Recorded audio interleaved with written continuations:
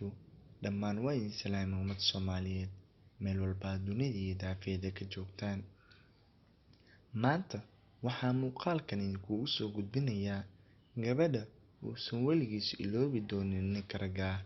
Si walba uu gabdho badan ula sheekaysto ama xiriir uu la sameeyo ama xitaa uu u guursado gabdho badan, ninka ragga ah waxaa jirta gabar uusan weligiis iloobin.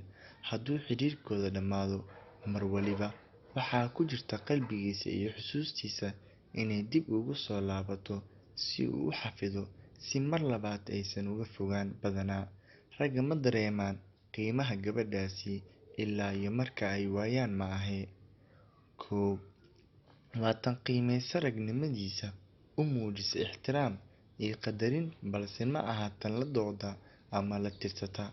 Waa tan u muujisa naxariis, dareensiisa inaysan ahayn jacaylkiisa bis.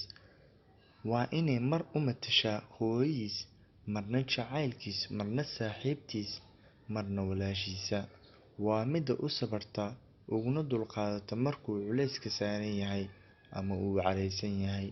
Waa midda uu la dareemayo farxadda markuu la hadlayo ama uu codkeedu maqlayo.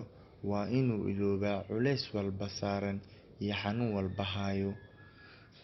Waa midda dareemaysa murugadiisa asagoo hadlin. Waa tan la qaybsata xaalad kasta uu ku sugan yahay, kana caawisa inay murugada ugu beddesho farxad.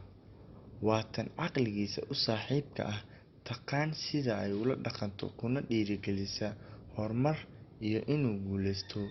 Waa tan aan aqoon cuqdad, qalbiga nadiif yahay, haddii ka raaligeliyo qalad uu ka kale iska cafisa. Waa tan taqaan wuxuu jecel yahay iyo wuxuu neceb yahay.